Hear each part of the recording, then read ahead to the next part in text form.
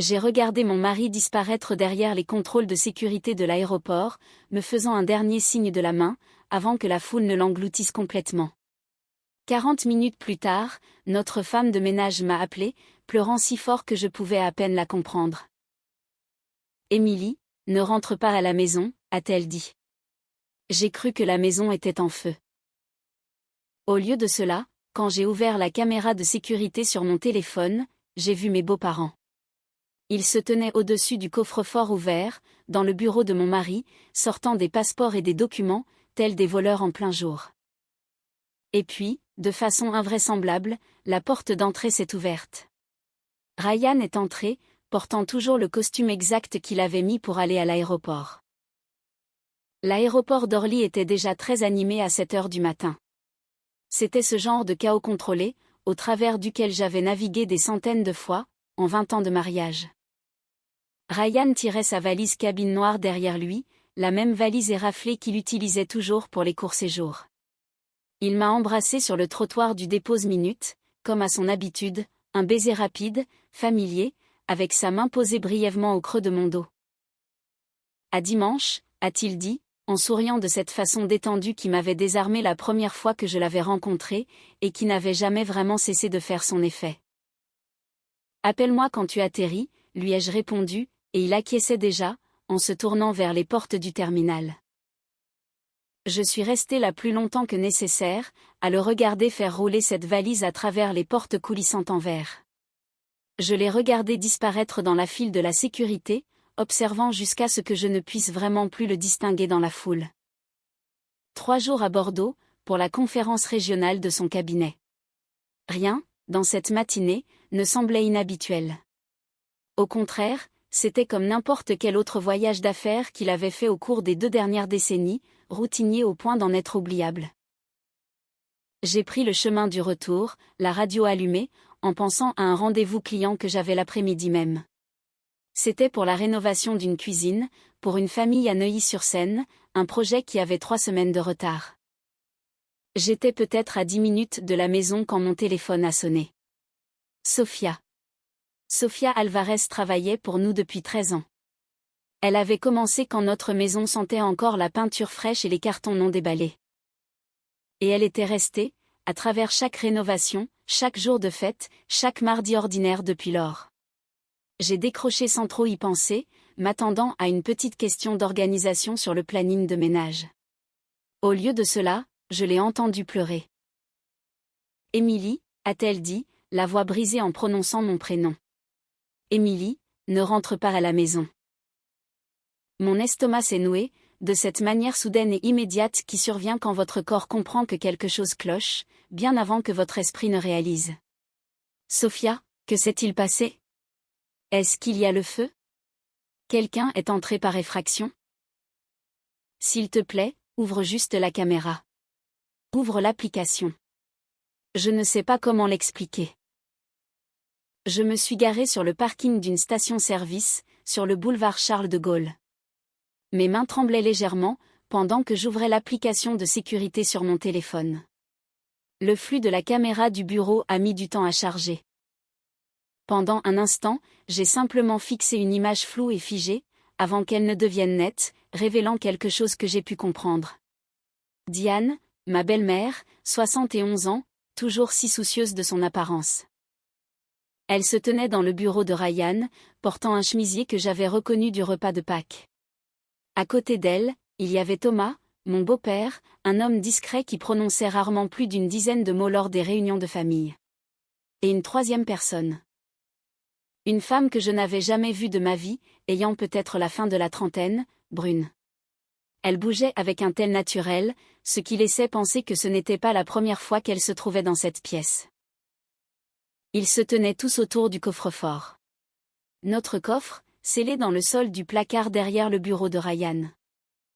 Celui qui contenait nos passeports, le titre de propriété de la maison, les documents d'assurance, et ces choses auxquelles nous touchions rarement, sauf une fois par an pour les impôts.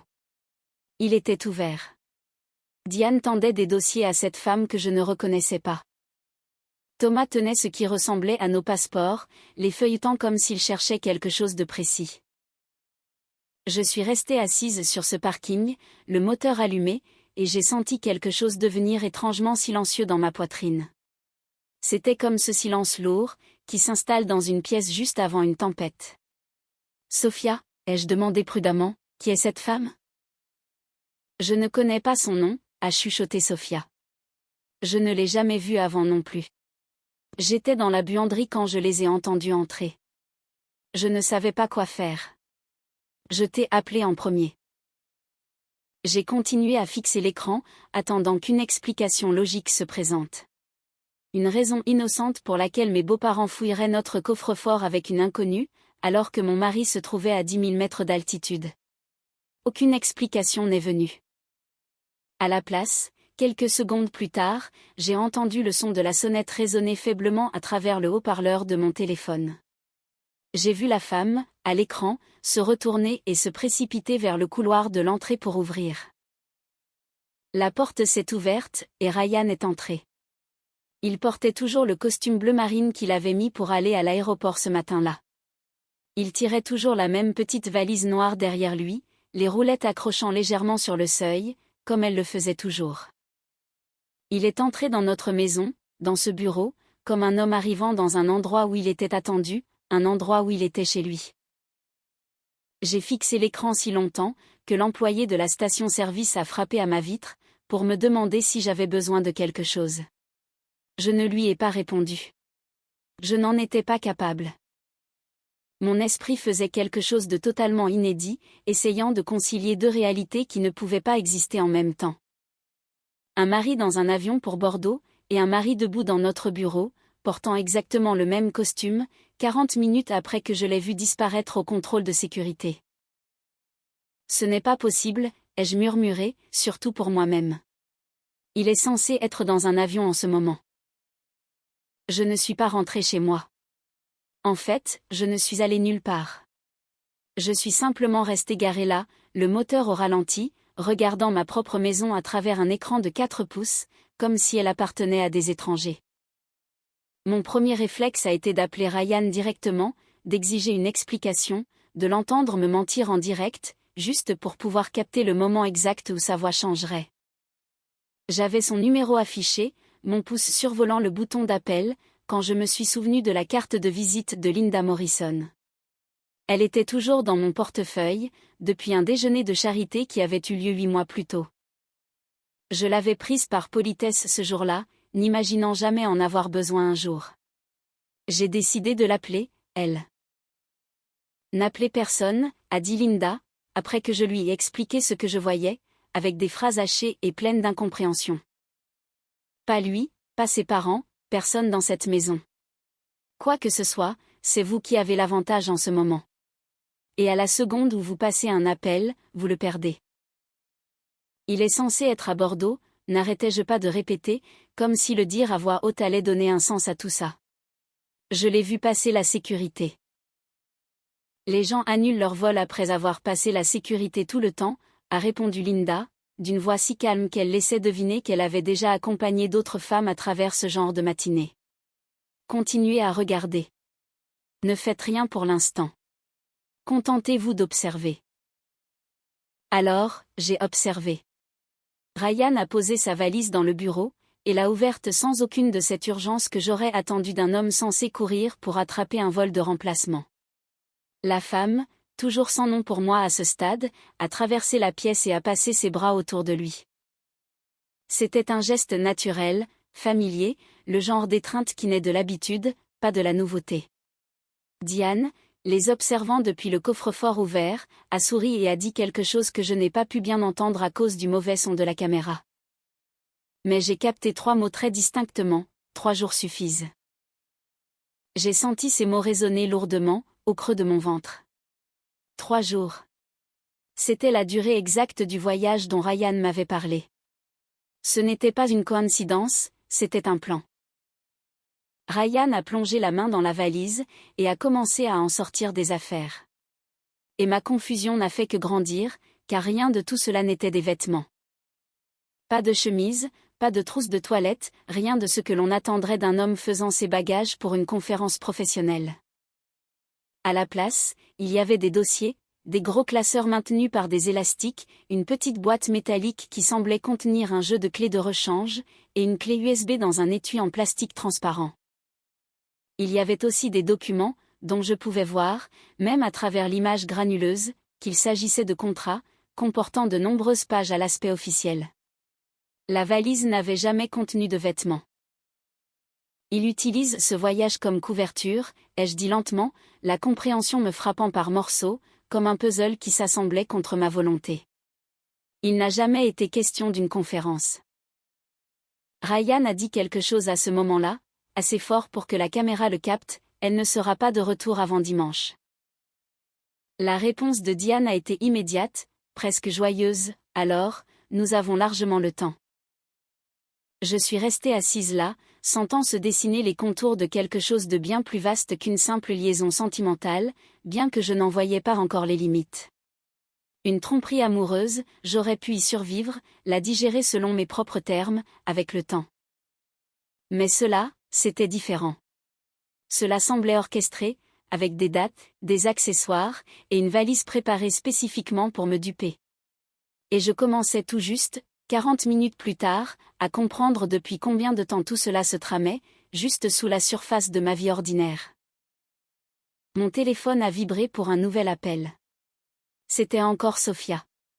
Sa voix était plus basse maintenant, plus prudente, comme si elle essayait de ne pas être entendue, même si elle me parlait depuis l'extérieur de la maison. « Émilie, il faut que je te dise quelque chose. J'aurais dû te le dire il y a longtemps. » Elle a fait une pause, et je pouvais entendre sa respiration saccadée. Depuis des mois maintenant, à chaque fois que M. Harper disait que tu voyageais pour le travail, il amenait une femme ici. Au début, j'ai supposé que c'était une collègue. C'est ce que je me disais, mais je l'ai vu assez de fois, maintenant, pour savoir que ce n'est pas vrai. Pourquoi ne m'as-tu rien dit, ai-je demandé, bien que je comprenais déjà la réponse avant même qu'elle ne la donne. Parce que je n'en étais pas sûre, et que je ne voulais pas être la cause de la fin de ton mariage si j'avais tort. Sa voix s'est brisée. Mais aujourd'hui, c'était différent. Ses parents ne sont jamais venus auparavant. Il y a quelque chose, aujourd'hui, qui donne l'impression que c'est bien plus grave. Je lui ai dit qu'elle avait bien agi, que rien de tout cela n'était de sa faute. Et je le pensais vraiment, malgré le brouillard et la confusion qui envahissaient mes pensées. Sophia avait 13 années de loyauté derrière elle. Au moment où cela comptait le plus, elle avait choisi de me protéger, plutôt que de rester confortablement à l'écart. J'ai sauvegardé les images avant toute autre chose. Chaque angle de vue, chaque horodatage, exporté vers un dossier privé sur mon ordinateur portable, avant même d'entreprendre quoi que ce soit d'autre ce matin-là. Linda m'avait dit de tout documenter, et une part de moi, d'un calme inhabituel, avait déjà compris pourquoi. C'est la caméra située près du portail d'entrée, qui a capturé la dernière pièce du puzzle de cette matinée. Un véhicule de livraison s'est garé peu après 11 heures, et un homme en uniforme a apporté une épaisse enveloppe jusqu'à la porte d'entrée, attendant une signature avant de la remettre. Ryan l'a rejoint dehors, a signé rapidement, puis a retourné l'enveloppe entre ses mains, tout en marchant vers la maison. J'ai zoomé aussi loin que l'application me le permettait, mon cœur battant lentement et lourdement dans ma poitrine, au moment où les mots sur l'enveloppe sont devenus nets, requête en divorce. Il s'apprêtait à demander le divorce aujourd'hui. Pendant que j'étais assise là, ignorante, le croyant à 10 000 mètres d'altitude au-dessus de la Nouvelle-Aquitaine, mon mari se tenait dans notre jardin.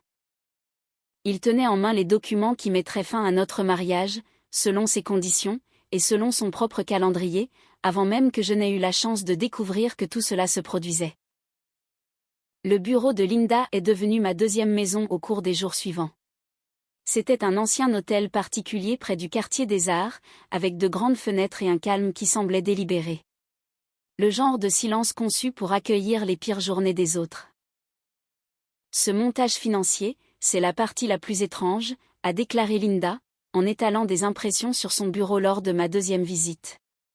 Son équipe avait déjà fouillé les registres concernant une société civile immobilière, que Ryan avait créée 9 semaines plus tôt. Il y avait transféré une partie de nos comptes d'investissement communs, en utilisant un jargon juridique si dense que je l'aurais complètement ignoré, si je n'avais pas cherché précisément ce genre d'informations. Selon toute lecture logique, vous apparaissez toujours comme la bénéficiaire principale. Ça n'a aucun sens, ai-je répondu. S'il prévoit de divorcer et de cacher des actifs, pourquoi me laisserait-il comme bénéficiaire de quoi que ce soit?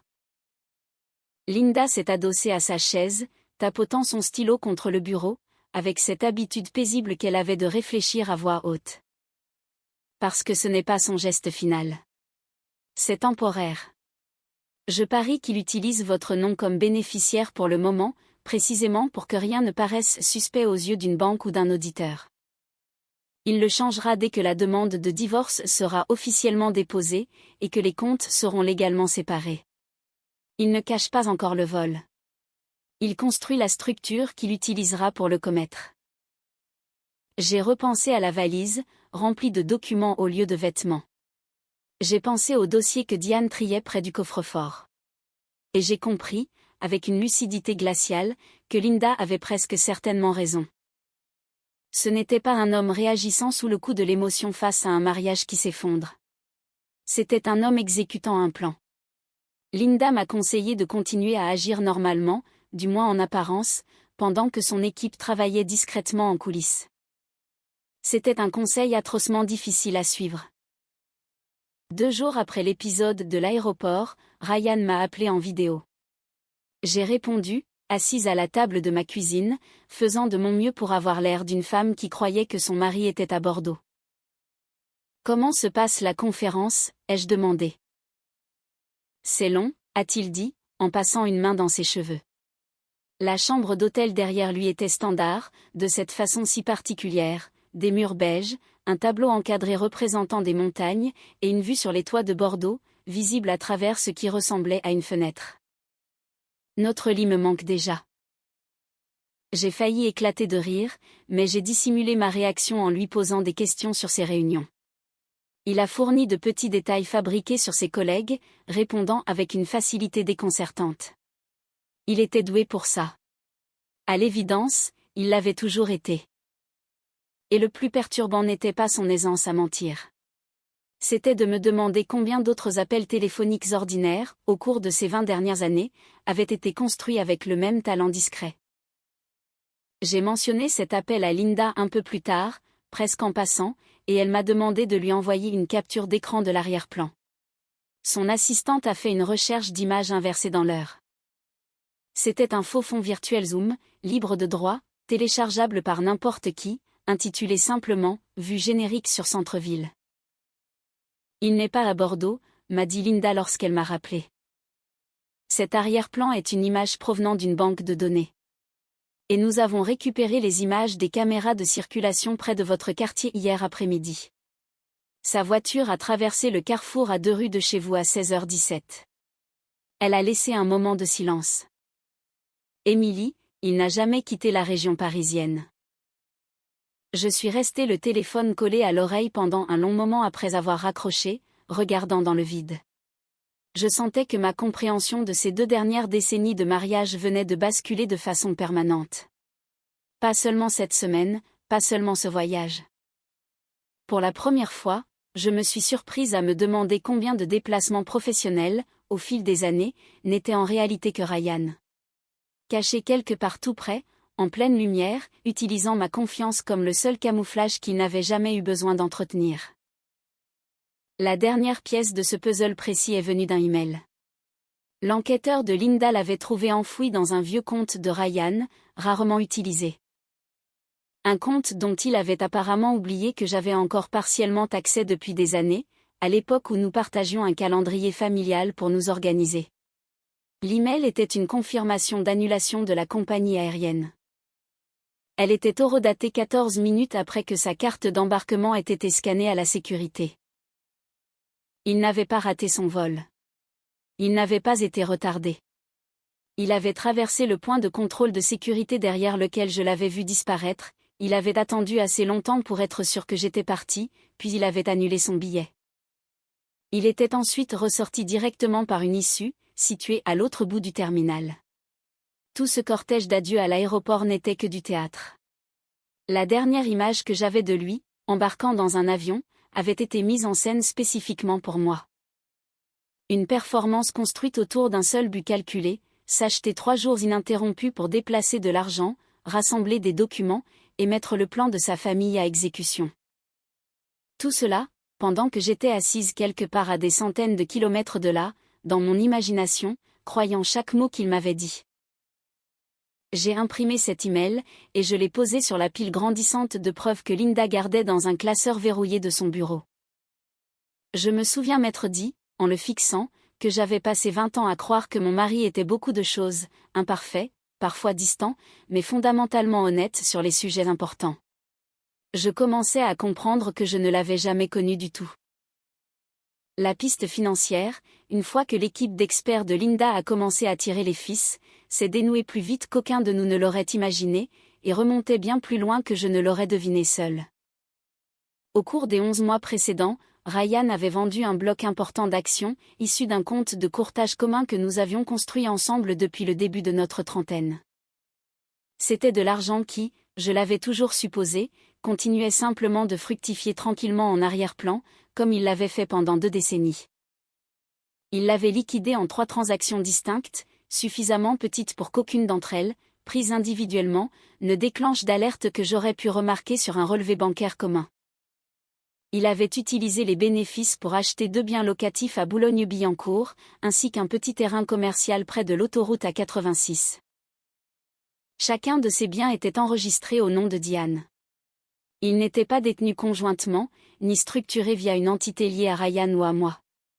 Seule Diane Harper figurait comme propriétaire unique sur les documents déposés au bureau du cadastre. Pendant ce temps, selon tous les registres, j'organisais un dîner client pour le projet de rénovation à Neuilly, à 2 départements de là. Votre beau-père ne savait rien de tout cela, a dit Linda, en glissant vers moi un résumé imprimé des actifs. Nous avons récupéré le procès-verbal d'une déposition, concernant un litige immobilier sans aucun rapport, dans lequel Thomas était impliqué l'année dernière. Il ignorait même que Diane avait ouvert un nouveau compte à la Société Générale.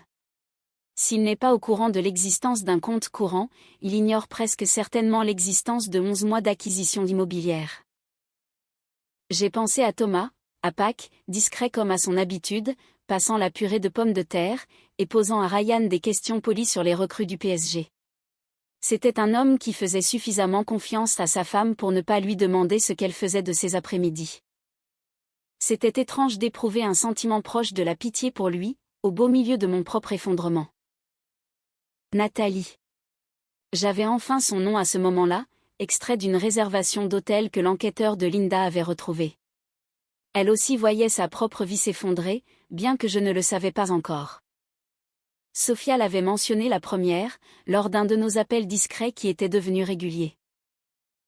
Elle a changé ces derniers temps, a dit Sophia d'une voix plus faible. Je l'ai entendu lui demander une fois pourquoi ils n'allaient jamais nulle part ensemble en public. Pourquoi c'était toujours dans cette maison, toujours tard le soir? Jamais un restaurant, jamais un endroit où quelqu'un pourrait les voir. Ryan, d'après le peu que Sophia avait entendu, avait toujours une réponse toute prête. Des associés commerciaux, des problèmes de réputation, le genre d'excuses vagues mais plausibles, qui fonctionnent parfaitement sur quelqu'un qui a désespérément envie d'y croire. Mais les failles ne restent pas cachées pour toujours. Pas quand quelqu'un y prête suffisamment attention. Sophia m'a raconté que, la semaine précédente, Nathalie était dans la cuisine pendant que Ryan prenait un appel. Elle avait remarqué le nom du compte qui s'était affiché brièvement sur l'écran lorsqu'il avait posé son téléphone. C'était un compte joint, et mon nom figurait toujours à côté du sien. Apparemment, Nathalie n'avait rien dit ce jour-là, mais quelque chose avait clairement changé dans son attitude à l'intérieur de la maison. Après cela, Sophia l'a décrit comme la différence entre une femme qui se sent en sécurité dans un foyer, et une femme qui commence discrètement à compter les issues de secours. L'appel m'est parvenu directement, 4 jours plus tard. Un numéro inconnu, et une voix crispée par une émotion que j'ai reconnue immédiatement, car je portais ce même poids en moi depuis plus d'une semaine. Émilie, a-t-elle dit. C'est Nathalie. Je crois que vous et moi devons parler. Je crois. Sa voix s'est étranglée. Je crois que nous avons toutes les deux été trompées. Nous ne nous sommes pas rencontrés ce jour-là. Je n'étais pas prête. Je le lui ai dit avec honnêteté, à son crédit, elle n'a pas insisté. Mais lors de cette courte conversation, prudente et hésitante des deux côtés, j'ai appris que Ryan lui avait dit, des mois plus tôt, que notre divorce était déjà finalisé. Il lui avait raconté que notre mariage s'était terminé discrètement l'année précédente, que j'avais tourné la page. Et que nos apparitions communes lors d'événements familiaux n'étaient là que pour les apparences, pour préserver ses parents vieillissants, rien de plus. Il disait que vous vous parliez à peine, tous les deux, m'a confié Nathalie. Il disait que c'était amical. Il disait que vous compreniez la situation. Assise dans ma voiture garée devant le bureau de Linda, le téléphone collé à l'oreille, j'ai senti quelque chose se tordre dans ma poitrine. Ce n'était pas tout à fait de la colère, ni tout à fait du chagrin. C'était plutôt de l'incrédulité face à l'ampleur de ce que Ryan avait bâti. Il avait créé une seconde réalité entière, suffisamment détaillée pour survivre à des mois d'examen minutieux, construite pour un public d'une seule femme, qui n'avait aucune raison de ne pas le croire. Je ne savais pas, a dit doucement Nathalie. Et je l'ai cru, avec le même instinct qui allait me le confirmer quelques jours plus tard, assise face à elle. J'ai besoin que vous sachiez que je ne savais pas.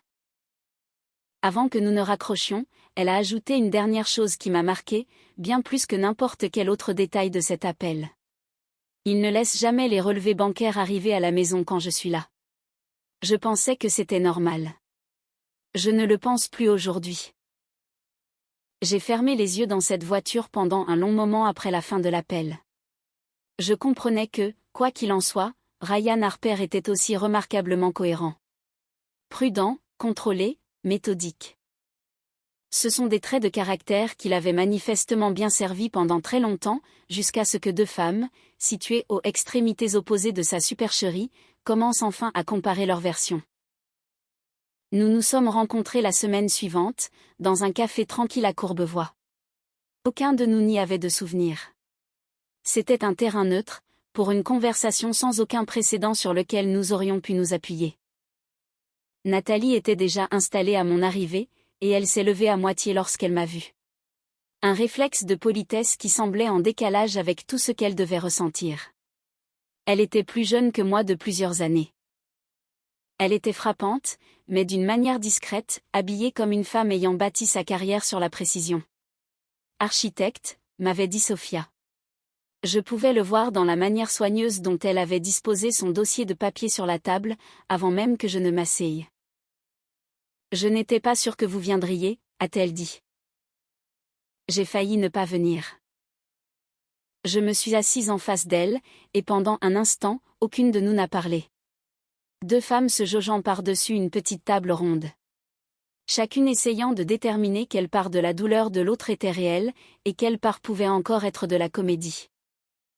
J'ai rapidement décidé que ce n'était pas un jeu. Le chagrin possède une qualité particulière, difficile à simuler, et celui de Nathalie se lisait clairement sur son visage. Elle a fait glisser le dossier vers moi, sans préambule.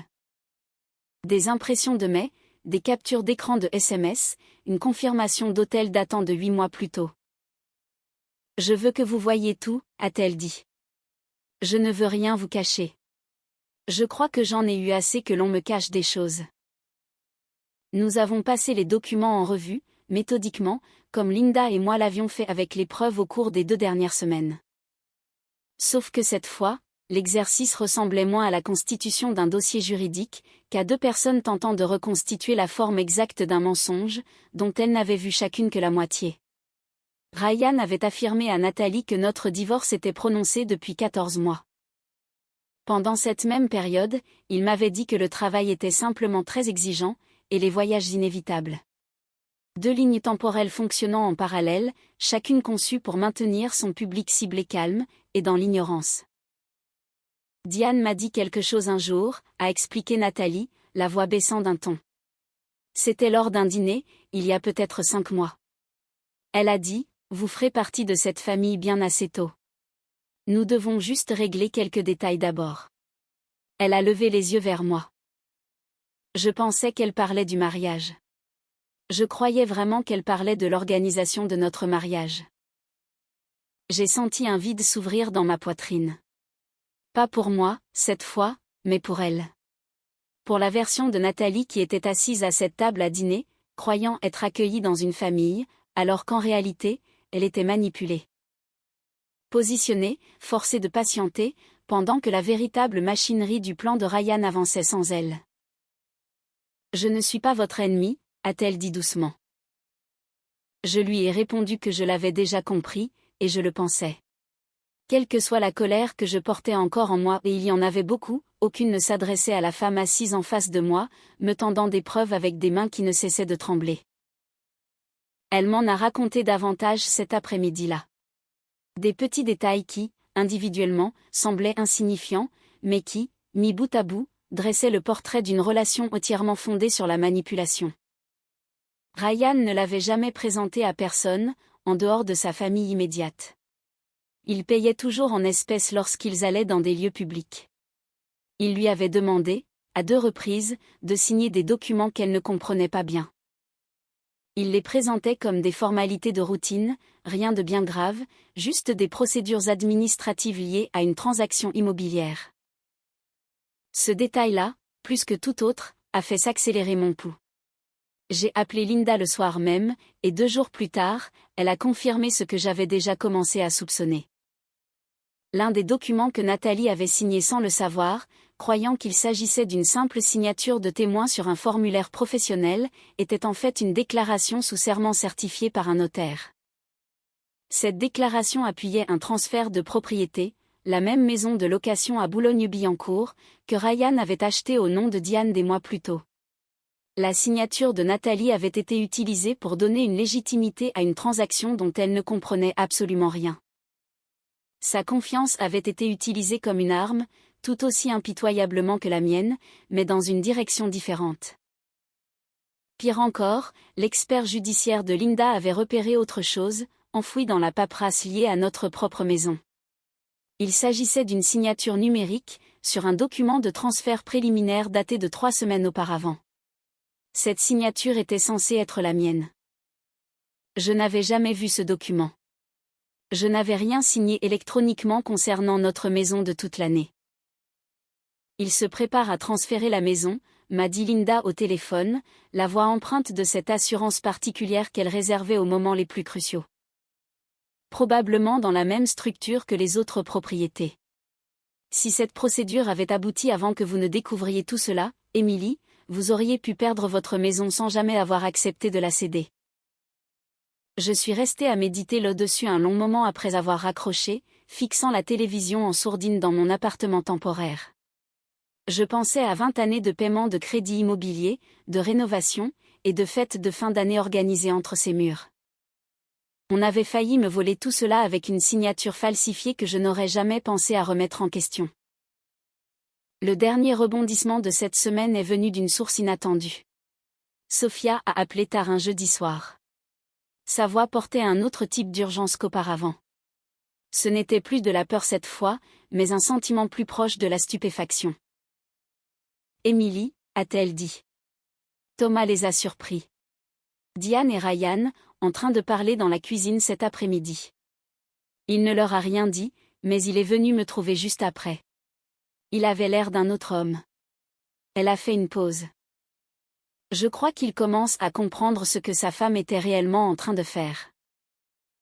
La déposition officielle a eu lieu dans une salle de conférence en centre-ville, le genre de pièce avec une longue table, et un greffier installé silencieusement dans un coin, les doigts déjà posés sur son clavier avant même que quiconque n'ait prononcé un mot digne d'être consigné. Ryan est arrivé avec une allure posée, presque détendue, dans un costume gris que je reconnaissais de ses innombrables dîners clients au fil des ans. Au moment où il s'est assis, j'ai pu voir qu'il croyait que tout cela ne concernait que la liaison extra-conjugale. Il pensait à une conversation inconfortable mais surmontable concernant son infidélité, le genre de chose pour laquelle son avocat lui avait sûrement conseillé d'afficher une expression de repentance, en laissant les négociations de l'accord s'occuper du reste. Il n'avait aucune idée de l'étendue de ce que nous savions vraiment. Linda a commencé méthodiquement. De la même façon qu'elle avait construit chaque élément de ce dossier, elle a préparé le terrain avant de révéler quoi que ce soit d'important. Elle a posé des questions sur le voyage à Bordeaux.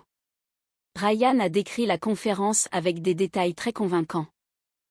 Des réunions sur lesquelles il avait apparemment fait assez de recherches pour pouvoir citer les noms de conférenciers spécifiques et les thèmes des différents panels. « Et vous avez pris l'avion pour rentrer le dimanche comme prévu ?» a demandé Linda. « C'est exact. » Linda a fait glisser une simple feuille de papier de l'autre côté de la table. La confirmation d'annulation de la compagnie aérienne, horodatée 14 minutes après le scan de sa carte d'embarquement. J'ai vu une étincelle traverser le regard de Ryan, rapide et involontaire. Un homme recalibrant sa stratégie en temps réel. Ce doit être une erreur, a-t-il dit.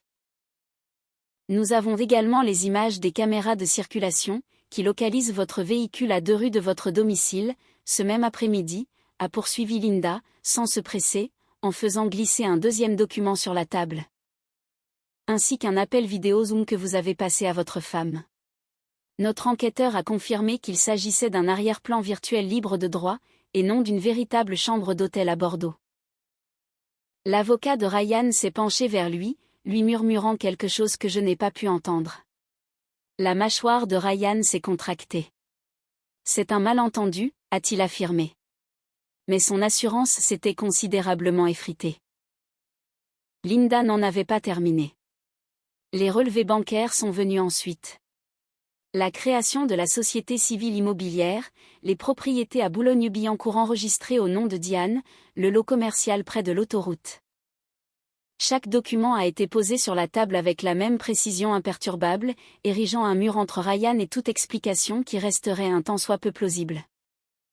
Puis, est venue la signature falsifiée sur le document de transfert de la maison, agrandie sur une feuille imprimée, placée à côté d'un échantillon authentique de mon écriture, issu d'un testament certifié que nous avions déposé des années auparavant. La différence, une fois que l'on savait quoi chercher, était flagrante. Diane, assise à côté de son fils, a tenté d'intervenir à 2 reprises. Il s'agit d'une affaire familiale, a-t-elle déclaré la première fois. Ce sont simplement des décisions de planification successorale qui ont été mal interprétées. La deuxième fois, après que Linda ait produit l'attestation signée par Nathalie, et expliqué très exactement comment elle avait été utilisée, Diane n'a plus dit un mot. Ses mains étaient serrées sur ses genoux, et maintenir son calme lui demandait visiblement de plus en plus d'efforts à chaque minute qui passait. Le moment qui a fait basculer toute la pièce s'est produit lorsque Linda a diffusé les images de la sécurité de l'aéroport. C'était en noir et blanc, horodaté, indéniable. Ryan passant le point de contrôle à 7h14, ce matin-là. Ryan se tenant près d'une rangée de sièges pendant plusieurs minutes, consultant son téléphone. Puis, à 7h26, Ryan marchant calmement vers un couloir de service près de la porte C141, principalement utilisé par le personnel de l'aéroport, et sortant par une porte qui ramenait vers les transports au sol. 12 minutes. C'était la durée totale du mensonge qui avait déclenché tout ce cauchemar. 12 minutes entre le moment où il avait disparu derrière les portiques de sécurité, et le moment où il était ressorti par une toute autre porte, sans jamais s'être approché d'un embarquement. J'ai entendu Thomas expirer lentement à côté de moi. Je n'avais pas complètement réalisé qu'il s'était joint à la déposition jusqu'à cet instant. Linda l'avait discrètement invité à sa propre demande, suite à l'appel de Sophia concernant la conversation surprise dans la cuisine. Il n'avait presque rien dit depuis son arrivée, assis un peu à l'écart de Diane. Il observait tout, avec l'attention méticuleuse d'un homme vérifiant à nouveau des fondations auxquelles il avait fait confiance toute sa vie. Il s'est tourné vers sa femme. « Étais-tu au courant de tout cela ?» a-t-il demandé. Sa voix n'était pas forte. Elle n'avait pas besoin de l'être. La maison. La fausse signature. Utiliser la signature de cette pauvre femme sans qu'elle comprenne ce qu'elle signait. Le savais-tu ? Diane a ouvert la bouche, puis l'a refermée. Le silence qui a suivi n'a duré que quelques secondes, mais il a paru considérablement plus long, s'étirant d'un bout à l'autre de la table comme quelque chose de physique. Je protégeais cette famille, a-t-elle finalement lâché. Tu la volais ? a rétorqué Thomas en me désignant d'un signe de tête, la voix calme, mais d'une certitude absolue. 20 ans, Diane. Ça fait 20 ans qu'elle fait partie de cette famille, et tu l'as aidé à lui faire ça. Ryan, pour la première fois depuis que je le connaissais, n'avait rien préparé. Aucune explication fluide, aucune échappatoire facile, aucun charme sur lequel s'appuyer. Il est resté assis là, pendant que les preuves continuaient de s'accumuler sur la table devant lui. Des images de vidéosurveillance, des relevés bancaires, des documents falsifiés. Et une mère, qui venait d'être confrontée par son propre père. Je l'ai observé avec un sentiment qui ressemblait moins à de la satisfaction, qu'à un soulagement épuisé, alors que les dernières miettes de son contrôle sur cette histoire s'envolaient définitivement. Linda a refermé son dossier avec une résolution tranquille. Je crois que nous avons tout ce dont nous avons besoin pour le procès, a-t-elle conclu. Le procès en lui-même a pris moins de temps que ce que j'avais imaginé, principalement parce qu'il restait très peu d'éléments que la défense de Ryan pouvait contester. Linda a présenté les preuves dans le même ordre méthodique qu'elle avait utilisé lors de la déposition, le vol annulé, le trou de 12 minutes sur les caméras de sécurité de l'aéroport, la signature falsifiée, la société écran structurée autour de biens immobiliers cachés sous le nom de Diane. Et enfin, la déclaration de Nathalie, expliquant comment sa propre signature avait été exploitée, sans qu'elle en comprenne la teneur. La juge, une femme à l'attitude posée et calme qui me rappelait un peu Linda, a pris 2 jours pour tout examiner avant de rendre son verdict. Chaque transfert frauduleux a été annulé. Les propriétés de Boulogne-Billancourt et le terrain commercial ont été réintégrés au patrimoine commun, pour être divisés selon les règles classiques du régime de la communauté de biens. On était bien loin du montage financier que Ryan et Diane avaient passé près d'1 an à organiser secrètement. Ryan a été condamné à restituer les fonds du compte de courtage, avec intérêt, et à payer une part substantielle de mes frais de justice.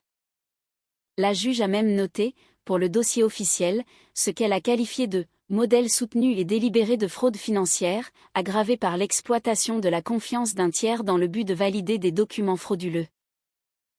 Le rôle de Diane ne s'est pas non plus terminé silencieusement au tribunal. Parce que son nom apparaissait directement sur les titres de propriété falsifiés, et en raison des témoignages établissant sa participation active, la juge a transmis le dossier au procureur de la République pour un examen plus approfondi, concernant d'éventuelles accusations de dissimulation d'actifs. Quoi qu'il arrive par la suite pour Diane, cela se déroulerait dans une autre salle d'audience, lors d'un autre jour bien plus sombre. Thomas est venu me trouver dans le couloir après le verdict. Il était seul, sans Diane à ses côtés, ce qui, je l'avais compris d'ici là, était en train de devenir une situation permanente. Il avait l'air encore plus vieux qu'1 mois auparavant. Ce genre de vieillissement brutal, qui se produit d'un coup, quand toute une vie de certitude prudente s'effondre sous le poids de nouvelles vérités. J'ai passé 46 ans à penser que je connaissais ma femme, a-t-il avoué. Je suis désolé, Émilie, pour tout cela. Pour n'avoir jamais pensé à poser les bonnes questions une seule fois. Je lui ai dit ce que je crois être vrai, que certaines tromperies sont construites spécifiquement pour que les personnes qui en sont les plus proches n'en voient jamais les coutures. Il a hoché la tête lentement, m'a serré la main au lieu de me prendre dans ses bras, et s'est éloigné avec cette posture particulière d'un homme qui apprend à porter un fardeau pour la toute première fois de sa vie. Nathalie, comme je l'ai appris par un email court et gentil quelques semaines plus tard, avait déménagé à l'autre bout de la France. Elle avait accepté un poste dans un cabinet d'architecte à Lille. Elle m'a remercié de l'avoir cru, de ne pas l'avoir traitée comme une ennemie lorsqu'elle m'avait tendu chaque preuve de ce dossier, sans aucune hésitation.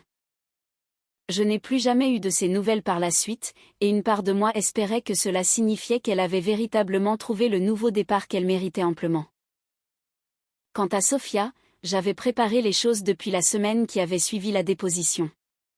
J'avais travaillé discrètement avec le cabinet de Linda pour tout organiser à son insu. C'était une petite maison de ville, non loin de chez sa fille à Montreuil, modeste et très bien entretenue. Le crédit immobilier avait été entièrement soldé, bien avant que les clés ne lui soient remises. Quand je les lui ai données, elle est restée immobile dans ma cuisine, les tenant comme si elle n'était pas sûre qu'elles fussent réelles. Émilie, c'est beaucoup trop. Ce n'est même pas suffisant, lui ai-je répondu, et je pensais chacun de mes mots. Tu m'as appelé avant quiconque ce matin-là. Tu n'y étais pas obligé. 13 années, Sophia, et tu n'avais jamais eu à choisir mon camp plutôt que la solution de facilité. Qui aurait été de rester silencieuse et en dehors de tout ça. Je ne sais pas à quoi auraient ressemblé ces 2 derniers mois sans toi. Elle a pleuré pendant un long moment dans ma cuisine cet après-midi-là, et j'ai pleuré avec elle. Pour la première fois depuis des semaines, ses larmes ressemblaient à autre chose qu'à du chagrin. 3 mois après la décision de justice, j'ai pris la route vers l'aéroport d'Orly pour aller chercher une amie venue en visite depuis Toulouse. J'ai emprunté le même chemin que ce matin-là avec Ryan. Je suis passé devant la même station-service où j'avais ouvert l'application de la caméra pour la première fois, les mains tremblantes.